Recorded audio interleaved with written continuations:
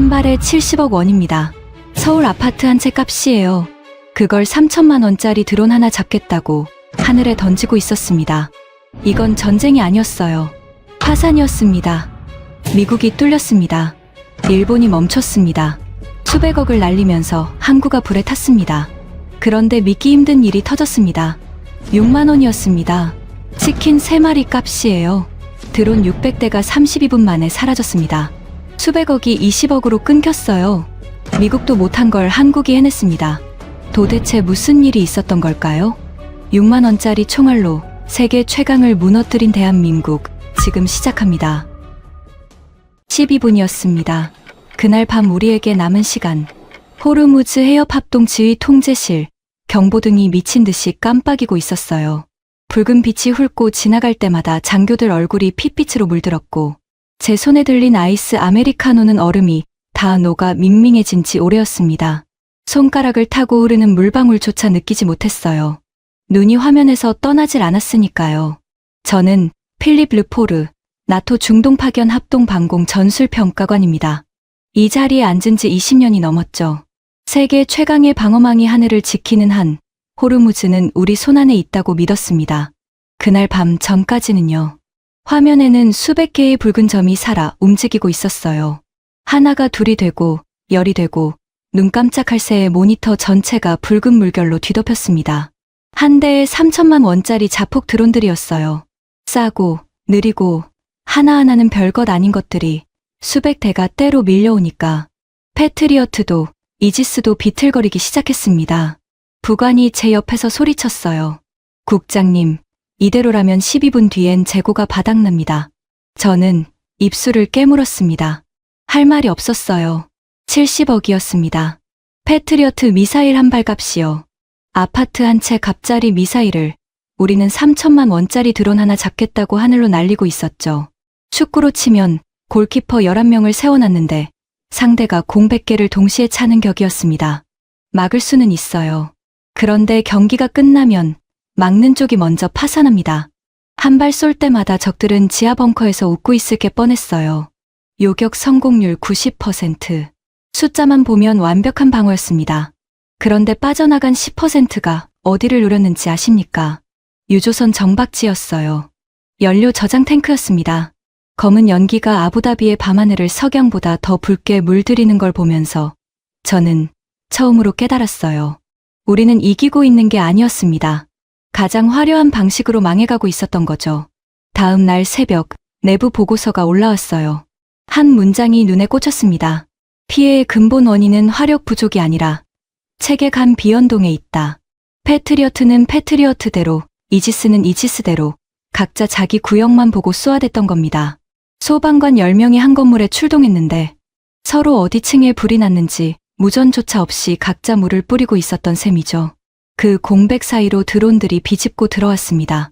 우리는 세계 최강의 무기들을 들고 있으면서 그 무기들이 서로 말조차 못하고 있었던 겁니다. 보고서 마지막 페이지에 누군가 손으로 끄적여 놓은 메모 하나가 있었어요. 이 전장에 필요한 건 더 비싼 미사일이 아니라 모든 걸 하나로 꿰는 체계다. 저는 그 문장을 3번이나 읽었습니다. 머리로는 이해했지만 가슴으로 알게 된 건 그보다 훨씬 뒤의 일이었죠. 그리고 그 체계가 어디서 오게 될지 저는 꿈에도 몰랐습니다. 그날 오후 각국 장교들이 다시 회의실로 모였어요. 교전 비용, 누적 그래프가 화면에 떴습니다. 수직으로 솟구치는 그 선을 가리키며 마이클이 컵을 내려놓고 중얼거렸어요. 이건 전쟁이 아니에요. 파산 신청이죠. 마이클의 컵 소리가 유달리 크게 울렸습니다. 아무도 아무 말도 하지 않았어요. 회의실 창밖으로 새벽빛이 스며들고 있었습니다. 밤새 타오른 유조선 3척, 항만 크레인 2기, 연료 저장 탱크 1기. 그것들이 내뿜은 검은 연기가 여전히 하늘을 덮고 있었어요.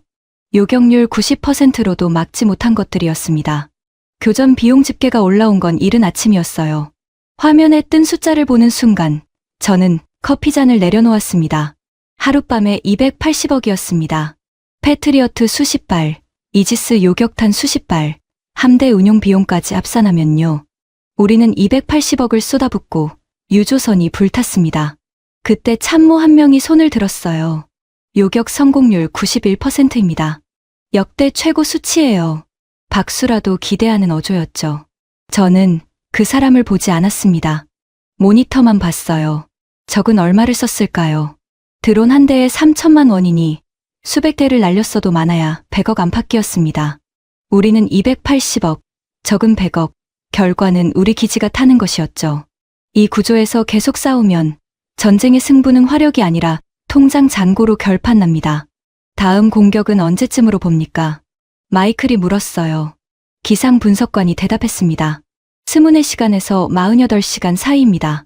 바로 계산이 됐어요. 이틀이면 560억, 일주일이면 2조가 넘습니다. 그 돈을 다 쏟아도 90%짜리 방패로는 항구가 살아남지 못해요.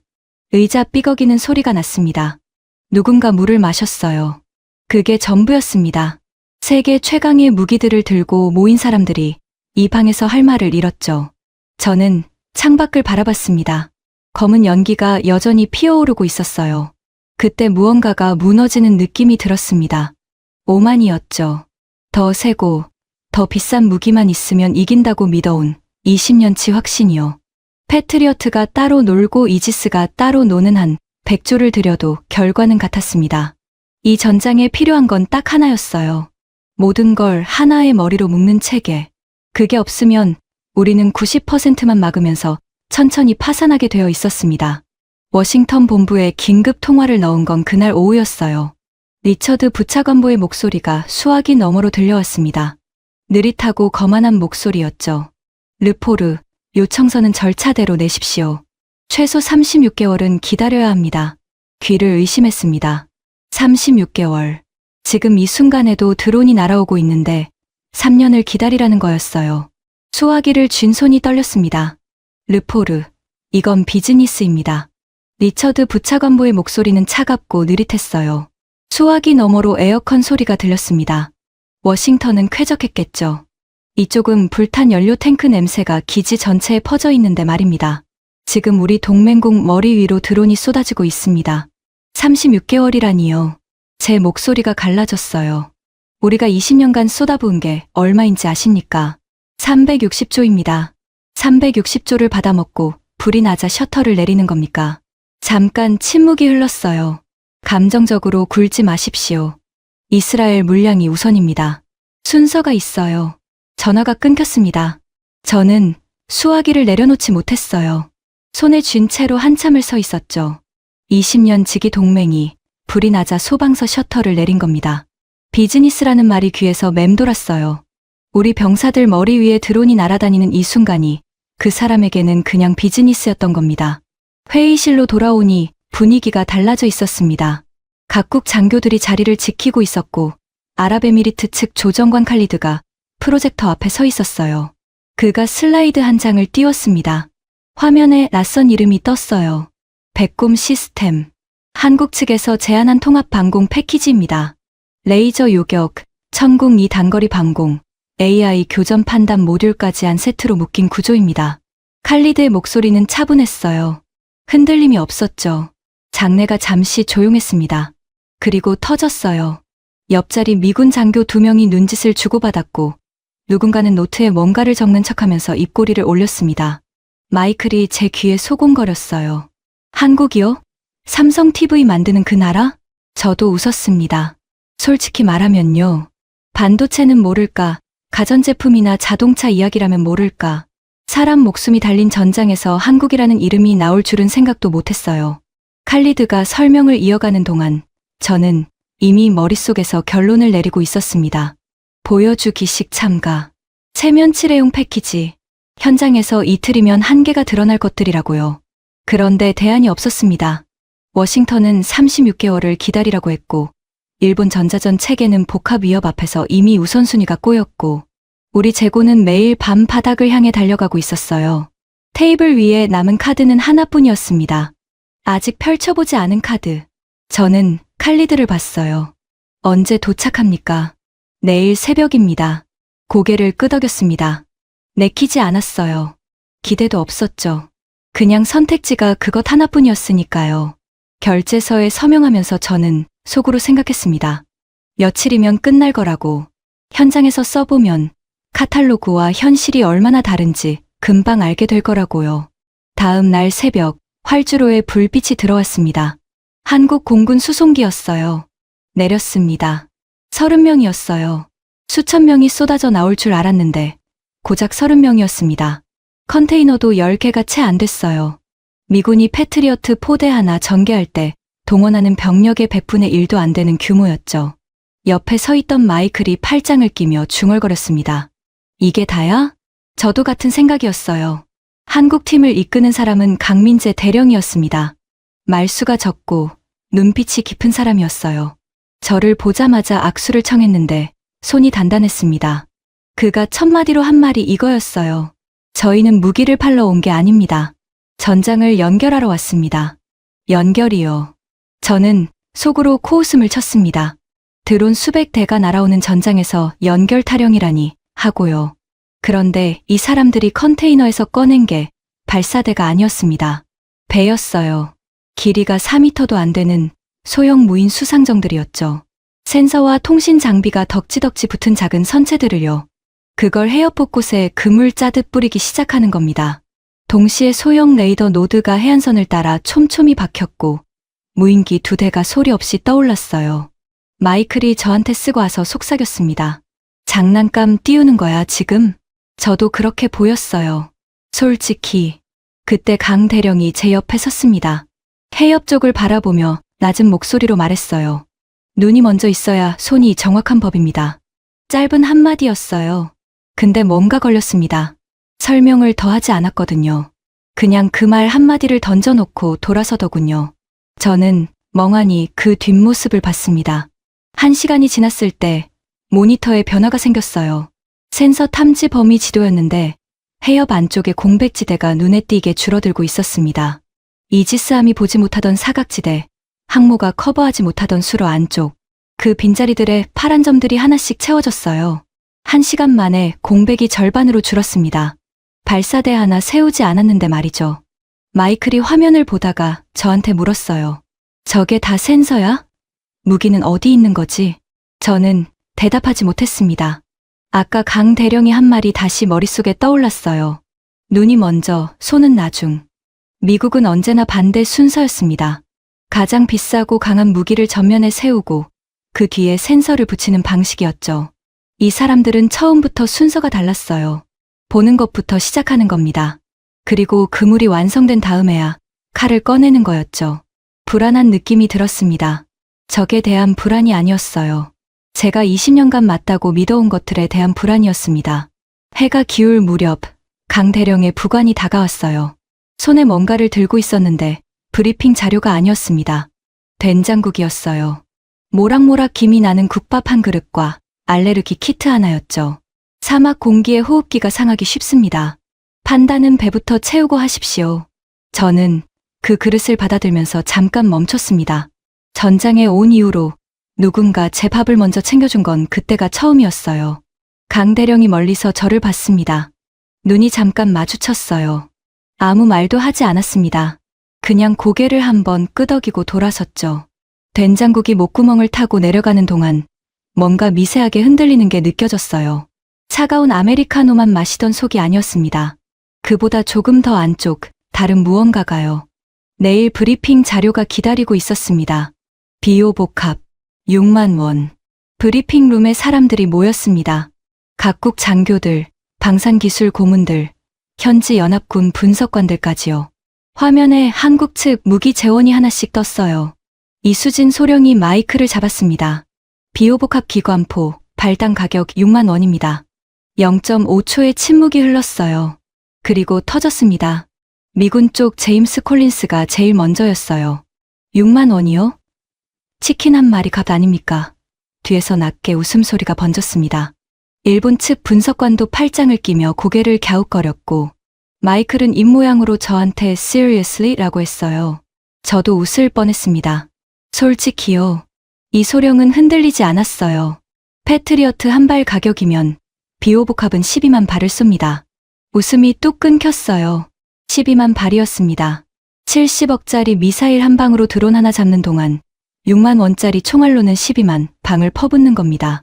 분당 1200발을 쏟아내는 30mm 기관포가 드론대를 파리채처럼 쓸어버리는 동안 우리는 아파트 한 채를 하늘에 던지고 있는 거였어요. 이 소령이 다음 슬라이드를 넘겼습니다. 적이 드론 600대를 보내든 6000대를 보내든 상관없습니다. 많이 쏠수록 방어하는 우리가 더 유리해지는 구조입니다. 방 안이 묘하게 조용해졌어요. 농담처럼 웃어넘기기엔 숫자가 너무 선명했습니다. 저는 5기가 발동했어요. 인정하기 싫었으니까요. 카탈로그 수치는 누구든 화려하게 만들 수 있습니다. 제 목소리가 날카롭게 나왔어요. 실전에서 저 6만 원짜리 총알이 자폭 드론의 장갑을 실제로 뚫는지 지금 이 자리에선 아무도 모르는 일이죠. 제임스가 고개를 끄덕이며 거들었습니다. 검증이 안 된 시스템을 주방공으로 올릴 수는 없어요. 분위기가 다시 우리 쪽으로 기울었어요. 저는 팔짱을 끼고 화면을 봤습니다. 강 대령이 움직였습니다. 아무 말도 하지 않았어요. 그냥 이 소령한테 눈짓을 하나 했고 이 소령이 화면을 껐습니다. 그리고 강 대령이 저한테 걸어왔어요. 손에 뭔가를 들고 있었는데 국밥이었습니다. 어제 그 된장국이 아니라 오늘은 뚝배기였어요. 뜨거운 김이 피어오르고 있었죠. 곧 모래 폭풍이 옵니다. 예보보다 빠를 것 같습니다. 그때 진짜 실력을 보시게 될 겁니다. 저는 국밥을 받아들면서 강 대령을 봤습니다. 무표정이었어요. 도발도 자신감도 아닌 그냥 사실을 말하는 사람의 얼굴이었죠. 모래 폭풍이요. 전날 기상 브리핑에서 내일 오후쯤 온다고 했습니다. 그리 대단한 규모도 아니라고 했고요. 뚝배기를 한 숟가락 뜨는데 손이 잠깐 멈췄습니다. 이 사람이 왜 예보보다 빠를 것 같다고 했을까요? 기상 장교도 아닌데. 저는 창밖을 봤어요. 수평선 끝이 어렴풋이 붉었습니다. 아주 희미하게요. 뚝배기를 내려놓으려다가 그냥 들고 있었습니다. 그날 밤 10시였어요. 예보상 내일 오후에 올 모래 폭풍이 수평선에 붉은 벽을 세우며 올라오기 시작했습니다. 예보보다 정확히 16시간 빨랐어요. 벽이었습니다. 수평선 너머에서 붉은 벽이 하늘까지 솟아오르고 있었어요. 모래였습니다. 거대한 짐승이 사막 전체를 등에 업고 달려오는 것 같았죠.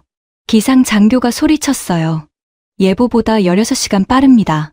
전기지 폐쇄태세. 그 말이 끝나기도 전에 바람이 텐트 지지대를 때렸습니다. 10분 만에 시야가 50m로 줄었어요. 지휘센터 유리창이 모래 입자에 두들겨 맞는 소리가 끊이질 않았습니다. 화면을 보니 해안선 쪽 소형 레이더 노드 4기의 탐지 정확도가 30% 이상 떨어져 있었어요. 무인기 2대는 돌풍에 밀려 귀환 중이었고 어제까지 촘촘하게 채워져 있던 감시망 지도에 구멍이 뚫리기 시작했습니다. 파란 점들이 하나씩 꺼지는 게 눈에 보였어요. 그때 모니터에 빨간 점이 찍혔습니다. 해협 남동쪽이었어요. 드론 발진 징후였습니다. 동시에 해상에서 고속정 편대가 움직이기 시작했다는 보고가 올라왔죠. 모래가 하늘을 덮은 바로 그 순간을 노린 겁니다. 레이더가 약해지고 무인기가 못 뜨는 딱 그 타이밍에요. 마이클이 헤드셋을 짚으며 소리쳤어요. 미항모 전단, 퇴각 준비. 제가 돌아봤습니다. 퇴각이요? 해협이 너무 좁아요. 항모가 이수로에서 기동하다 파손되면 더 큰 문제입니다. 항모가 빠지는 겁니다. 세계 최강의 전력이 너무 크다는 이유로 뒷걸음질 치는 거였어요. 아이러니라는 말로는 부족했습니다. 센터 안에 공포 섞인 침묵이 흘렀어요. 저는 화면을 봤습니다. 감시망 지도의 구멍이 점점 커지고 있었어요. 저기로 드론이 비집고 들어오면 우리는 맨눈으로 싸우는 겁니다. 강 대령이 제 옆으로 왔습니다. 당황한 기색이 없었어요. 목소리도 평소와 같았습니다. 국장님, 나토 축적 데이터가 필요합니다. 이 해역의 항적 데이터베이스, 모래폭풍 시 레이더 감쇄 보정값, 백곰 AI에 바로 연동할 수 있습니다. 나토 기밀이었습니다. 동맹국 외 반출이 금지된 데이터였어요. 제 경력을 걸어야 하는 요청이었죠. 모니터의 구멍이 또 하나 커졌습니다. 저는 30초쯤 화면을 봤어요. 리처드 부차관보 목소리가 귓가에 맴돌았습니다. 비즈니스입니다. 비즈니스. 36개월을 기다리라던 그 목소리요. 항모는 이미 후퇴 중이었고 일본 레이더는 모래에 눈이 멀었고 우리 감시망은 지금 이 순간에도 꺼지고 있었습니다. 보안 인증 코드 드리겠습니다. 강 대령이 이수진 소령을 봤어요. 소령은 이미 노트북을 펼치고 있었습니다. 한국 기술진 3명이 달라붙었어요. 서로 다른 포맷, 서로 다른 언어, 서로 다른 분류 기준의 데이터들이 엮이기 시작했습니다. 보통이라면 며칠이 걸리는 작업이에요. 시계를 봤습니다. 오후 2시 17분이었어요. 빨간 점들이 화면에서 움직이고 있었습니다. 다가오고 있었어요. 오후 2시 31분. 기술진 3명이 노트북에 달라붙은 채 손을 멈추지 않았습니다. 화면에는 나토 데이터와 한국 운용 데이터가 실시간으로 엮이고 있었어요. 서로 다른 나라의 군사 데이터는 언어도 다르고 포맷도 다르고 분류 기준도 달랐습니다. 보통이라면 며칠이 걸리는 작업이었어요. 그런데 이 사람들은 숨소리조차 없이 해내고 있었죠. 빨간 점들은 여전히 다가오고 있었습니다. 강 대령이 기술진 뒤에서 화면을 보다가 저한테로 왔어요. 그가 말했습니다. 잠깐 나오시죠. 텐트 밖이었습니다. 모래폭풍은 여전히 기지를 두들기고 있었어요. 바람이 귀를 막았고 눈을 뜨기가 어려웠습니다. 강 대령은 그 바람 속에서 멀쩡히 서 있었어요. 이 무기들이 어떻게 미국도 포기한 성능을 냅니까? 제가 먼저 물었습니다. 진심이었어요. 뒤통수를 맞은 사람처럼 뭔가를 알고 싶었습니다. 강 대령이 잠깐 생각하더니 말했어요. 아버지가 엔지니어였습니다. 1970년대요. 1인당 국민소득이 100달러도 안 되던 시절이었어요. 미군이 버리고 간 고철 레이더를 주워다가 밤새워 분해하고 조립하던 사람들이 있었습니다. 예산이 없었으니까요. 공장도 없었고 교범도 없었어요. 컵라면으로 끼니를 때우면서 남의 나라 폐기 부품을 뜯어보며 원리를 익혔죠. 그 시절 전체 연구비가 289억이었습니다. 지금 우리가 패트리어트 2발 쏘는 돈이었어요. 그 사람들이 입버릇처럼 했다는 말이 있어요. 강 대령의 목소리가 낮아졌습니다. 남의 칼을 빌렸으면 결국 목을 내놓아야 한다고요. 저는 아무 말도 못했어요. 36개월을 기다리라던 워싱턴이 떠올랐습니다. 비즈니스라고 했던 리처드가 떠올랐어요. 우리는 70년 동안 남의 칼을 빌려 쓰고 있었고 불이 나자 칼을 빌려준 쪽이 셔터를 내렸습니다. 한국은 달랐어요. 굴욕적인 결핍 속에서 70년을 갈아서 자기 손으로 칼을 벼려낸 거였죠. 289억. 패트리어트 2발. 그 돈으로 시작한 도면이 지금 이 모래폭풍 속에서 적의 드론을 기다리고 있었습니다. 텐트 안으로 다시 들어왔을 때 기술진 선임이 소리쳤어요. 연동 완료. 시계를 봤습니다. 오후 3시 4분이었어요. 47분이었습니다. 모니터 위에서 흐릿하게 꺼져가던 감시망 지도에 선명한 파란 점들이 하나씩 다시 살아나기 시작했습니다. 모래폭풍으로 눈이 멀었던 레이더들이 되살아나는 거였어요. 보정된 탐지가 죽은 구역을 채우기 시작했고 민간 항적과 위협 항적의 경계가 다시 또렷해졌습니다. 마이클이 화면을 보다가 입을 열었어요. 47분이라고? 보통이라면 며칠이었습니다. 이 사람들은 47분 만에 끝냈어요. 그리고 적이 왔습니다. 드론 1차 파도. 화면에 점들이 번지기 시작했어요. 드론이었습니다. 모래폭풍을 방패 삼아 저고도로 치고 들어오는 42대였어요. 화면이 붉어졌습니다. 센터 안 분위기가 팽팽해졌어요. 미군 장교들이 각자 헤드셋을 잡았고 일본 측 분석관이 키보드를 두드리기 시작했습니다. 다들 자기 시스템을 붙잡고 각자의 전쟁을 시작하려는 순간이었어요. 그때 한국 팀 쪽에서 낮은 목소리가 들렸습니다. 백곰, 실전 교전 개시. 강 대령이었어요. 그게 전부였습니다. 소리를 높이지도 뛰어다니지도 않았어요. 그 한마디가 떨어지자 화면이 바뀌었습니다. 3초였어요. AI 교전 판단 모듈이 42개의 표적을 전부 읽었습니다. 위협 등급상, 중, 하로 쪼개고 무기를 자동 배정했어요. 3초 만에요. 제가 눈을 한번 깜빡이는 동안 백곰은 이미 전장을 다 나눠놓은 거였습니다. 레이저가 먼저 움직였어요. 소리가 없었습니다. 폭발도 없었어요. 그냥 화면 위에서 점이 하나씩 꺼졌습니다. 불이 꺼지듯이요. 1대, 2대, 5대, 10대. 드르르륵 소리도 없었어요. 레이저는 조용했습니다. 그게 더 무서웠어요. 42대 중 38대가 소리 없이 사라졌습니다. 소요 시간 2분 40초였어요. 나머지 4대는 단거리 체계가 정리했습니다. 마이클이 화면을 보다가 입을 벌렸어요. 닿지를 못했습니다. 저도 마찬가지였어요. 그런데 끝이 아니었습니다. 1차 파도는 미끼였어요. 드론 대 뒤에 숨어 있던 게 나왔습니다. 순항 미사일 6발, 해상 고속정 2척이었어요. 진짜 카드를 뒤에 숨겨뒀던 거죠. 배꼽이 하늘을 나눴습니다.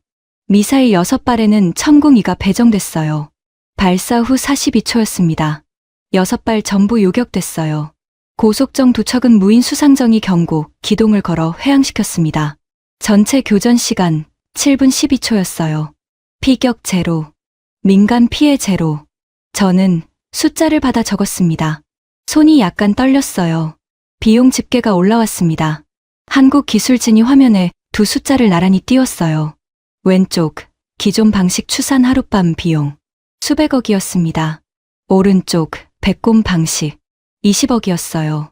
20억이었습니다. 레이저가 드론을 걸러내니까 첨궁을 아껴 쓰고 AI가 진짜 위험만 골라내니까 고가 요격탄이 나설 일 자체가 줄어드는 구조였어요. 적이 100대를 보내든 1000대를 보내든 방어하는 우리 지갑은 그대로였습니다. 아니, 오히려 유리해지는 거였어요. 많이 쏠수록 손해보는 건 공격하는 쪽이었으니까요. 전쟁의 경제학이 뒤집혔습니다. 이수진 소령이 제 옆을 지나가며 말했어요. 분석관님, 데이터가 없었으면 AI가 4초 안에 판단을 못 내렸을 겁니다. 저는 아무 말도 하지 못했어요. 감사해야 할 쪽은 오히려 저였으니까요. 센터 안이 조용했습니다. 환호도 박수도 없었어요. 한국팀은 이미 다음 교전 데이터를 정리하고 있었습니다. 축하하는 사람이 아무도 없었어요. 마치 이게 당연한 결과라는 듯이요. 그때였습니다. 제 단말기가 울렸어요. 화면을 4번 읽었습니다. 3번은 글자가 눈에 안 들어왔어요. 4번째야 겨우 의미가 생겼습니다. LNG 지원선 노스케이프호, 교전 해역 인근 통신 두절, 승무원 43명 상태 미상. 거기까지는 업무였어요. 다음 줄이 문제였습니다. 승무원 명단 3번째 줄이었어요. 올리버 르포르. 제 남동생이었습니다. 다리에 힘이 풀렸어요. 작전 테이블 모서리를 잡았습니다. 손가락이 철제 모서리를 꽉 쥐었는데 차갑다는 게 느껴지지 않았어요. 센터 안의 소리가 전부 사라졌습니다. 마이클이 뭔가를 소리치고 있었고 이수진 소령이 화면 앞에서 움직이고 있었는데 전부 소리 없는 영상처럼 보였어요. 진공 속에 혼자 서 있는 것 같았습니다. 머릿속에 엉뚱한 게 떠올랐어요. 올리버가 17살이던 해였습니다. 제가 군에 지원하겠다고 했을 때 그 애는 고개를 저었어요. 누나는 하늘을 보는 사람이고 나는 바다를 보는 사람이야. 그렇게 말하면서 웃었죠. 비가 오는 날도 반드시 창문을 열어두던 애였어요. 파도 소리를 들어야 잠이 온다면서요. 그 애가 지금 어딘가 어두운 바다 위에 있었습니다. 살아있는지조차 몰랐어요. 단말기를 쥔 손이 떨렸습니다. 20년치 경력이, 분석관이라는 직함이, 나토, 평가관이라는 자리가 그 순간만큼은 아무런 방패가 되지 못했어요. 저는 그냥 동생이 어디 있는지 모르는 누나였습니다. 얼마나 서 있었는지 모르겠어요. 누군가 제 어깨를 짚었습니다. 마이클이었어요. 평소의 느긋한 표정이 아니었습니다. 입술이 일자로 닫혀 있었고 눈이 저를 훑고 있었어요. 이미 소식을 알고 있는 얼굴이었습니다. 르포르, 잠깐 나와. 센터 뒤쪽이었어요. 컨테이너 사이, 사람이 없는 쪽이었습니다. 마이클이 멈췄어요. 저도 멈췄습니다. 그때 컨테이너 그늘 쪽에 다른 사람이 서 있는 게 보였어요. 양복이 아니라 작전용 조끼를 입고 있었지만 눈빛은 알아봤습니다. 복도에서 승진 얘기를 꺼내던 그 미국 방산 컨설턴트였어요. 아서 펜들턴. 그가 먼저 말했습니다. 올리버 얘기 들었어. 안타깝게 생각하네. 목소리가 낮고 조심스러웠어요. 그런데 눈이 조심스럽지 않았습니다. 뭔가를 계산하고 있는 눈이었어요. 본론만 하지. 시간이 없으니까. 펜들턴이 말했습니다. 현재 미 정보 자산이 해협 동쪽에 있어. 위성 감시, 해상 초계기, 구조 헬기까지. 올리버가 있는 구역 커버 가능한 범위야. 그는 잠깐 멈췄어요. 투입할 수 있어. 심장이 뛰었습니다. 멈추려 해도 멈출 수가 없었어요. 조건이 뭡니까? 제 목소리가 갈라졌어요. 분석관의 목소리가 아니었습니다. 그냥 누나의 목소리였어요. 펜들턴이 조끼 주머니에 손을 넣었습니다. 천천히 움직였어요. 서두르는 사람이 아니었어요. 시간이 자기 편이라는 걸 아는 사람은 서두르지 않거든요. 백곰 AI 교전 로그, 그리고 운용 코어 접근 권한. 그가 말했습니다. 평가관 자격으로 접근 가능하잖아. 그걸 넘기면 올리버 수색 즉시 자산 투입하고 발견 즉시 본국 이송까지 책임지지. 컨테이너 사이로 바람이 지나갔어요. 모래의 냄새가 났습니다. 머릿속에서 계산이 돌아갔어요. 한국 핵심 기술을 넘기는 겁니다. 289억짜리 도면에서 시작해 컵라면을 먹으며 밤을 새운 사람들이 70년 동안 갈아 만든 것들이요. 강대령 아버지 세대가 고철 레이더를 뜯어가며 쌓아 올린 것들이요. 그걸 넘기는 겁니다. 눈앞에 올리버 얼굴이 떠올랐어요. 어두운 바다 위 어딘가. 통신이 끊긴 채 살았는지 죽었는지조차 모르는. 생각할 시간이 있습니까? 르포르, 지금도 그 배는 표류 중이야. 펜들턴의 목소리는 낮고 부드러웠습니다. 그게 더 나빴어요. 소리를 지르면 차라리 나았을 텐데. 시간이 없어. 저는 대답하지 못했습니다. 손에 든 단말기가 무거웠어요. 12년의 경력이, 분석관이라는 자부심이, 그 모든 것이 그 순간 아무 쓸모가 없었습니다. 저는 그냥 동생을 살리고 싶은 사람이었어요. 얼마나 서 있었는지 모르겠습니다. 발소리가 들렸어요. 컨테이너 쪽이 아니라 센터 쪽에서였습니다. 이수진 소령이었어요. 소령이 저를 보더니 말했습니다.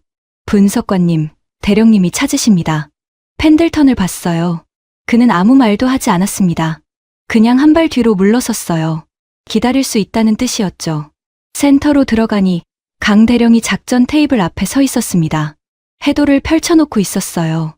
저를 보더니 해도에서 눈을 들었습니다. 제 얼굴을 한번 봤어요. 모든 걸 알고 있다는 눈이었습니다. 아무것도 묻지 않았어요. 대신 이렇게 말했습니다. 르포르 분석관님, 가족을 살릴 수 있는 길이 있다면 어떤 선택을 하시든 이해하겠습니다. 판단은 분석관님 몫입니다. 저희가 막을 권리는 없어요. 저는 강 대령을 봤습니다. 미국은 조건을 걸었어요. 데이터를 내놓으면 동생을 찾아주겠다고요. 거래의 언어였습니다. 한국은 조건을 걸지 않았어요. 어떤 선택을 해도 이해하겠다고 했습니다.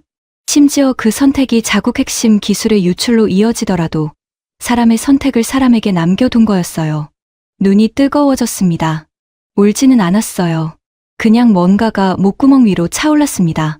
저는 고개를 숙이고 해도를 봤어요. 노스케이프 호 마지막 위치가 빨간 점으로 찍혀 있었습니다. 해협 동쪽 40헬이었어요. 아무 대답도 못한 채 저는 그 빨간 점만 바라봤습니다. 30분이 지났습니다. 저는 여전히 빨간 점 앞에 서 있었어요. 해협 동쪽 40헬이 올리버가 있을 그 좌표요. 강 대령은 제 옆에서 아무것도 묻지 않았습니다. 기술진은 다음 교전 데이터를 정리하고 있었고 센터는 조용했어요. 발소리가 들렸습니다. 펜들턴이었어요. 이번엔 컨테이너 뒤가 아니었습니다. 센터 안으로 들어온 거였어요. 대놓고 들어온 겁니다. 그가 제 옆에 섰어요. 낮은 목소리로 말했습니다. 르포르, 시간 다 됐어. 손에 든 서류를 내밀었어요. 백곰 AI 코어 접근 권한 요청서였습니다. 이미 양식까지 뽑아온 거였어요. 볼펜도 같이 내밀었습니다. 저는 그 볼펜을 봤어요. 올리버 얼굴이 떠올랐습니다. 파도 소리를 들어야 잠이 온다던 애가 지금 어딘가 어두운 수면 위에 떠 있었어요. 43명이었습니다. 통신이 끊긴 지 벌써 4시간이 넘었어요. 손을 뻗으려 했습니다. 그때였어요. 센터 반대편에서 누군가 뛰어오는 소리가 들렸습니다. 숨이 찬 발소리였어요. 이수진 소령이었습니다. 소령은 멈추지도 않고 소리쳤어요. 찾았습니다. 심장이 멈추는 줄 알았습니다. 소령이 숨을 몰아쉬며 말을 이었어요. 한국 상선 네트워크에 연락을 돌렸습니다. 해협 동쪽 40해리 인근에서 한국 원양어선이 동일 규격 선박을 목격했다는 보고가 왔어요. 현지 협력 선단에도 확인 요청을 넣었는데 오만 해안 경비정이 해당 좌표 근처에서 표류 중인 선박 하나를 포착했습니다. 소령이 숨을 한번 골랐어요. 통신 장비 고장으로 연락이 끊긴 상태였고 승무원 전원 생존 확인됐습니다. 전원이었습니다. 다리에 힘이 풀렸어요. 작전 테이블 모서리를 또 잡았습니다.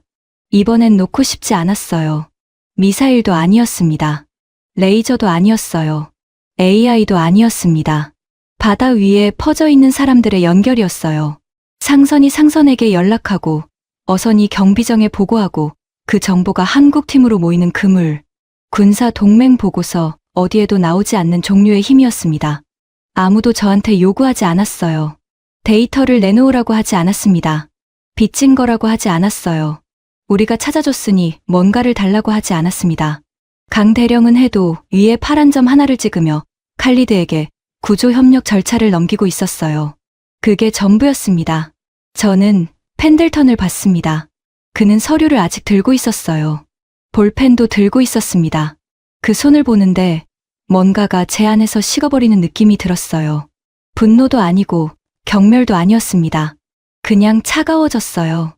볼펜을 받지 않았습니다. 됐습니다. 그게 전부였어요. 펜들턴이 한순간 굳었습니다. 뭔가를 더 말하려다가 멈췄어요. 그리고 돌아섰습니다. 뒷모습을 보면서 저는 처음으로 이 사람이 작아 보인다는 걸 느꼈어요. 강 대령이 해도에서 고개를 들어 저를 봤습니다. 아무 말이 없었어요. 그냥 작게 고개를 한번 끄덕였습니다. 그게 이 사람의 방식이었어요. 말보다 행동, 행동보다 결과. 그날 밤 3차 대공세 징후가 포착됐습니다. 모니터에 점들이 다시 모이기 시작했어요. 저는 자리에 앉아 화면을 켰습니다. 손이 떨리지 않았어요. 3차 대공세 징후가 포착된 밤이었어요. 기술진은 다음 교전 준비에 들어갔고 강 대령은 모니터 앞에서 데이터를 검토하고 있었습니다. 센터 안은 조용했어요. 저는 자리에 앉아 화면을 봤지만 눈에 들어오지 않았습니다. 올리버가 살아있다는 걸 알면서도 몸이 아직 그 30분을 기억하고 있었어요. 볼펜을 잡으려 했던 그 30분을요. 기지 한쪽에서 불빛이 새어나오고 있었습니다. 조리반이었어요. 강 대령의 부관이 왔습니다. 저녁 같이 드시죠. 큰 기대는 없었어요. 전장의 식사가 그렇잖아요. 전투 식량이거나 기껏해야 통조림이거나. 텐트 안에 들어서는 순간 냄새가 먼저였습니다. 뜨겁고 깊은 냄새였어요. 한국 조리반이 현지에서 조달한 재료로 끓인 국이었습니다. 장교도, 기술진도, 정비병도 같은 자리에 앉아 같은 그릇을 앞에 두고 있었어요. 강 대령도 구석에서 묵묵히 숟가락을 들고 있었습니다. 계급 구분이 있긴 했는데 식사 자리에서만큼은 그 선이 희미했어요. 한 숟가락을 뜨는데 목구멍이 막혔습니다. 사흘 동안 에너지 바와 커피만 마셨거든요. 그게 아니라도 막혔을 것 같았어요. 이수진 소령이 제 옆에 앉았습니다. 한국 음식은 처음이시죠? 저는 고개를 끄덕였어요. 따뜻하네요.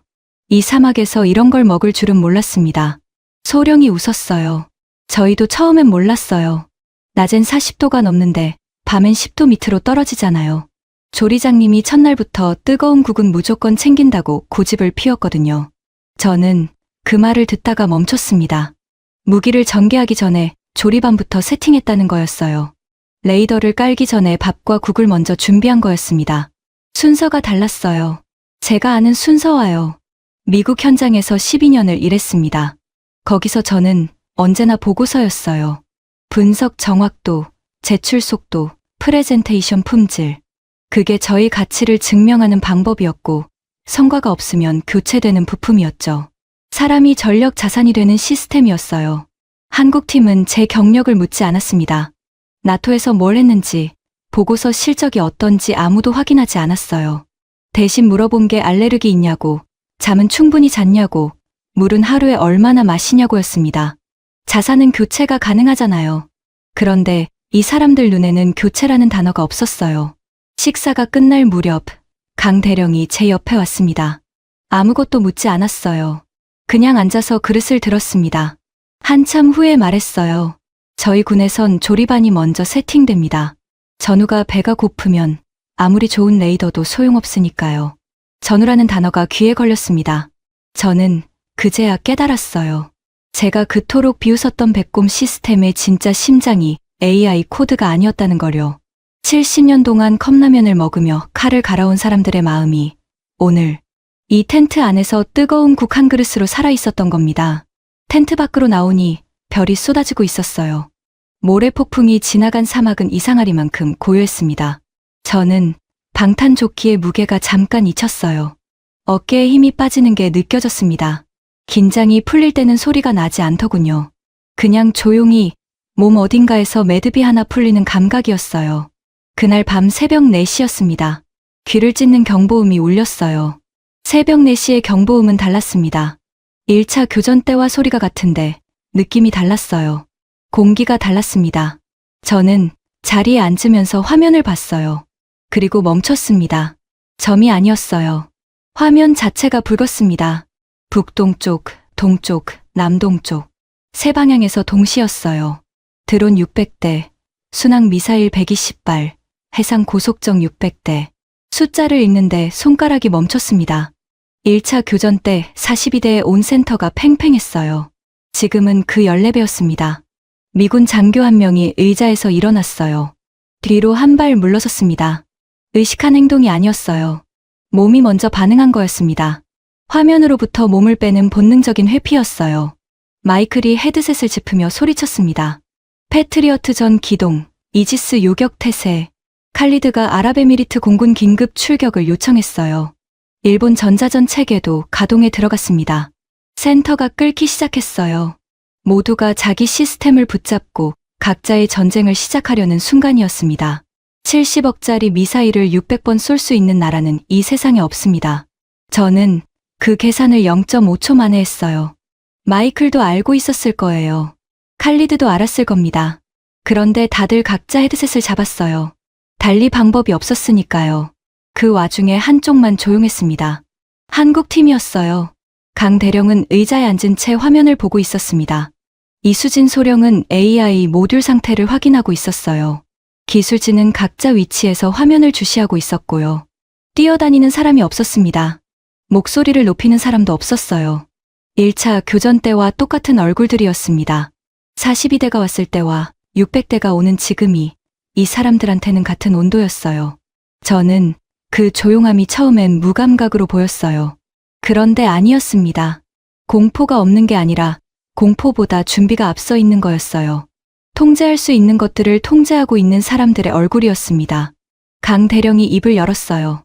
평소와 같은 낮은 목소리였습니다. 백곰, 실전 교전 개시.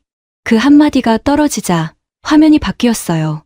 AI 교전 판단 모듈이 살아났습니다. 600개의 점들이 등급별로 쪼개지기 시작했어요. 상, 중, 하. 진짜 위협과 미끼가 분리됐습니다.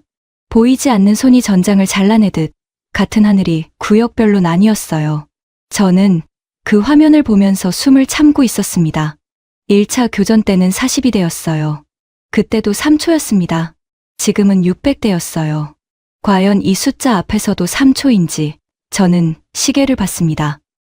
1초, 2초, 3초. 화면이 멈췄습니다. 분류가 끝났어요. 마이클이 화면을 보다가 뒤에서 낮게 말했습니다. 말도 안 돼. 저는 아무 말도 하지 않았어요. 화면에서 눈을 뗄 수가 없었습니다. 600개를 3초 만에 읽었습니다. 42대일 때와 시간이 같았어요. 강 대령이 기술진을 향해 고개를 끄덕였습니다. 기술진이 각자 위치에서 손을 움직이기 시작했어요. 레이저, 천궁 2단거리, 무인 수상정. 5개의 팔이 동시에 올라갔습니다. 적은 14배를 보냈어요. 한국은 3초를 썼습니다. 레이저가 먼저 움직였습니다. 소리가 없었어요. 1차 교전 때와 똑같았습니다. 그런데 규모가 달랐어요. 화면 위에서 점들이 꺼지는 속도가 점들이 나타나는 속도를 따라잡기 시작했습니다. 하나, 둘, 열, 스물. 멈추지 않았어요. AI가 분류한 결과는 이랬습니다. 600대 중 진짜 위협은 따로 있었어요. 나머지는 미끼였습니다. 값싼 드론에 레이저를 쓰고 기만탄에 천궁을 낭비하지 않는 구조였어요. 골라내는 거였습니다. 전부 막는 게 아니라 진짜만 잡는 거였어요. 그때 드르르륵 소리가 났습니다. 비오복합이었어요. 30mm 기관포가 불을 뿜기 시작했습니다. 분당 1200발이었어요. 밤하늘에 불꽃의 장벽이 생겼습니다. 6만 원짜리 총알들이 3천만 원짜리 드론들을 파리채처럼 쓸어 담았어요. 한 발에 70억짜리 미사일로 드론을 잡던 우리 방식이 그 순간 얼마나 우스꽝스러운 짓이었는지가 선명하게 보였습니다. 패트리어트 한 발 값으로 비오복합은 12만 발을 쏩니다. 그 12만 발이 지금 하늘을 갈고 있었어요. 동시에 AI가 위협 등급상으로 분류한 표적들이 분리됐습니다. 항만을 향하는 순항 미사일 4발, 유조선 정박지를 노리는 6발, 딱 10발이었어요. 나머지 110발은 궤적 분석 결과 빈 바다로 떨어질 기만탄이었습니다. AI가 그걸 0.3초 만에 판단했어요. 천궁2가 움직였습니다. 발사 후 42초였어요. 10발 전부 요격됐습니다. 마이클이 화면을 보다가 뒤에서 말했어요. 110발을 무시했어. 저는 고개를 끄덕였습니다. 120발이 날아왔는데 10발만 잡은 겁니다. 나머지 110발에 천궁을 쏘지 않은 거였어요. 모두 요격하려 했다면 그날 밤으로 탄약고가 바닥났을 겁니다. 진짜만 골라내니까 전쟁을 계속할 수 있는 거였어요. 해상 고속정은 무인 수상정이 막았습니다. 전체 교전 시간 32분이었어요. 드론 573대 격추, 순항 미사일 위협 10발 전량 요격, 고속정 전척 쾌항. 피격 제로였습니다. 비용은 20억이었어요.